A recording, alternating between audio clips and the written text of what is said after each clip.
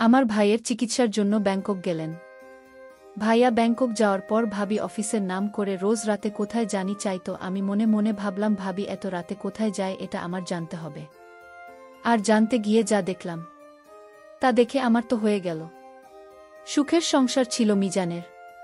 বাবা মা, তার স্ত্রী, যাকে নিয়ে মধ্যবিত্ত একটি পরিবার ছিল তার।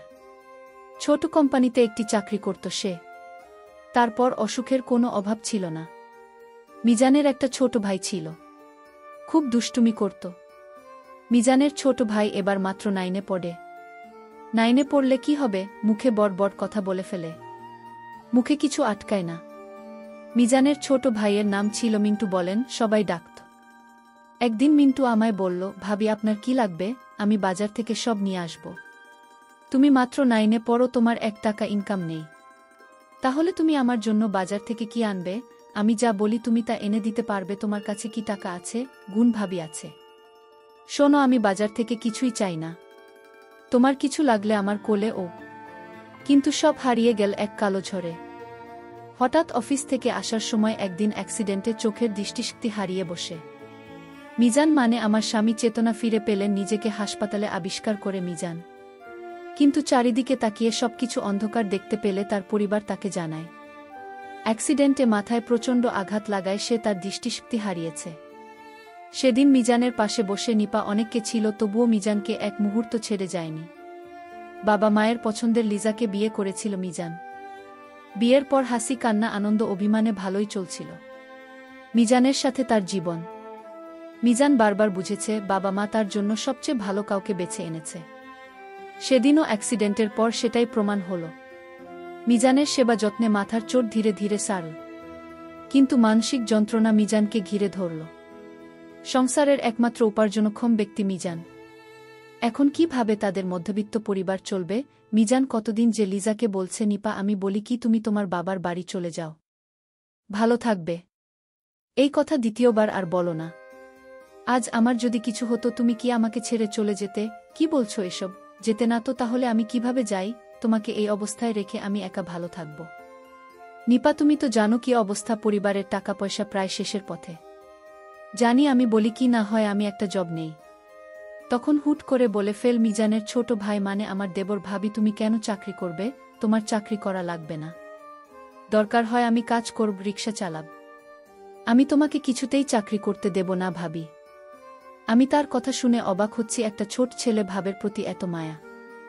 আমি আসলেই পরিবারে আসতে পেরে আমার জীবন ধন্য। কারণ মিজান যেমন আদর্শবান ছেলে ঠিক তেমনি আমার দেবর। ভাবি বলল, আরে তোমরা আমাকে নিয়ে এত চিন্তা করছো কেন? আমি চাকরি করতে পারবো, এটা তো আমার পরিবার। মিজান বলল, কিন্তু? কোনো কিন্তু না, আমি কি আমার পরিবারের জন্য এটুকু করতে পারি না? তারপর তুমি সুস্থ হলে আমি না হয় আবার জব ছেড়ে দিলাম। হ্যাঁ, আমি আবার সুস্থ, দেখো তুমি আবার দেখতে পাবে। আমরা তো কালকে ডাক্তারের কাছে যাচ্ছি, দেখি না কি বলে ডাক্তার। মিজান চুপ করে রই। পরের দিন হাসপাতালে ডাক্তার বল, মিজানের চিকিৎসা হতে হলে ব্যাংক নিয়ে যেতে হবে, আর এটা খুব ব্যয়বহুল চিকিৎসা। নিপার মিজান দুজনের মুখী বিমর্ষ হয়ে রই। শেষে নিপা ডিসিশন নিলি, এখন তো চিকিৎসার টাকাও নেই তাদের কাছে। তাই নিপা চাকরি করে টাকা জমিয়ে তারপর না হয় কয়দিন পর মিজানের চিকিৎসা করাবে। মিজান সেদিন বুঝেছিল স্বামী স্ত্রী দুজন দুজনের জন্য কতটা। কয়েকদিন পর নিপা একটা বড় আকৃতির চাকরি নিয়ে। প্রথম বেশ ভালোই কাটছিল তাদের। অল্প বেতনের মাঝে অনেক টাকা করে সেভ করেছিল তারা মিজানের চিকিৎসার জন্য। নিপা অফিস শেষে মিজানকে নিয়ে ব্যস্ত থাকত, তার খুব যত্ন করত।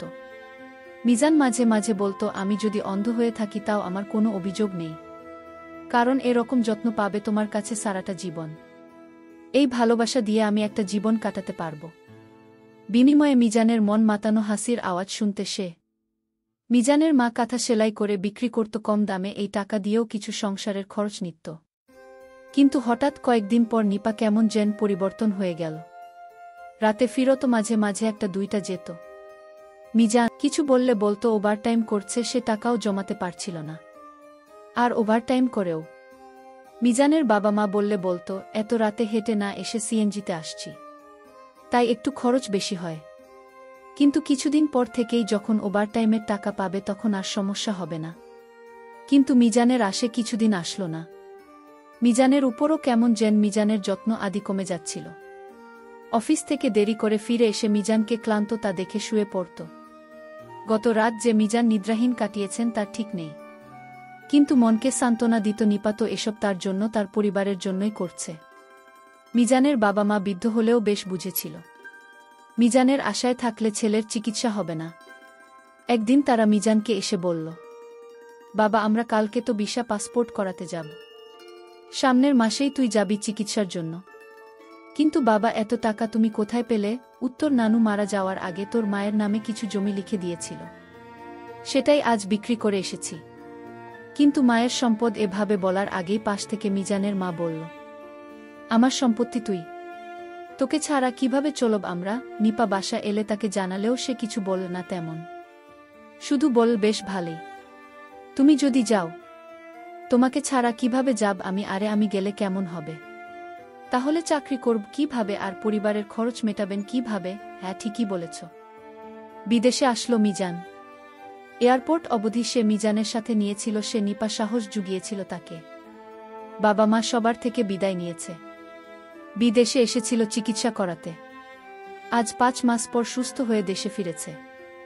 ভিতরে কথা হয়েছে মিজানের সাথে বাবা মার সাথে ফোনে, কিন্তু মিজান বলেন সে সুস্থ হয়ে গেছে। ভেবেছি সামনাসামনি সারপ্রাইজ দেবে, কিন্তু কে জানত আজ নিজে এত বড় কিছুর সম্মুখীন হবে। মিজান বিদেশ চলে গেল চিকিৎসা করতে। এদিকে নিপার শ্বশুর শাশুড়ির সাথে আচরণ খারাপ করতে লাগল। আগের মতো শ্বশুর শাশুড়ির কথা শোনে না, আগের মতো টাকা পয়সা দেয় না, কেমন জানি হয়ে গেছে দীপা। তার দেবর একদিন তার ভাবিকে জিজ্ঞেস করেছিল, ভাবি তুমি এখন দেরি করে অফিস থেকে আসো কেন? আগে তো খুব তাড়াতাড়ি আসতে, আমার সাথে গল্প করতে, আমায় লেখাপড়া করার জন্য উপদেশ দিতে।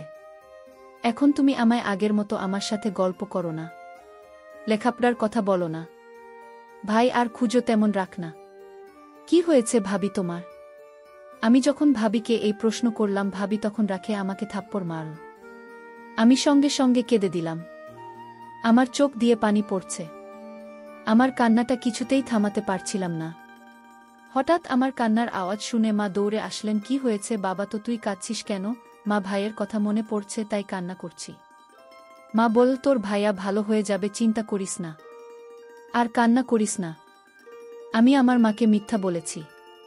আমি যদি বলতাম যে ভাবি আমাকে মারছে, তাহলে হয়তো মা এবং ভাবি দুইজন ও কষ্ট পেত, তার চেয়ে বরং আমি একাই কষ্ট পাই। তারপর আমি সিদ্ধান্ত নিলাম ভাবি আগে এরকম ছিল না, এখন কেন এরকম করছে এটা আমাকে খুঁজে বের করতে হবে। ভাবি সকালে নাস্তা না খেয়ে অফিসে চলে গেলেন। আমি ভাবি কিছু বলিনি, কিন্তু আমি ভাবির পরে আমিও গেলাম। দেখি ভাবি কোথায় যায়। আমি অনেক দূর থেকে দাঁড়িয়ে দেখলাম একটা রাইস হোটেলে ঢুকল, আর এখানে ভাবে 2 প্লেট রুটির অর্ডার দিল। সাথে আরেকজন ছিল, সেটা কি আমি চিনতে পারিনি। শুধু দেখলাম ভাবি তাকে নিয়ে একসাথে রুটি খাচ্ছে আর গল্প করছে। আমি দেখে বাসায় ফিরলাম, আমার মনটা খুব খারাপ হয়ে গেল।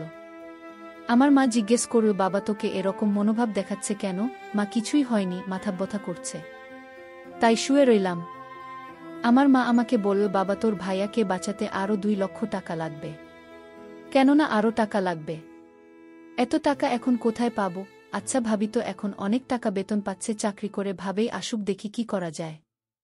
বলতে বলতেই ভাবি হাজির। ভাবিকে বললাম, ভাবি ভাইয়াকে সুস্থ করতে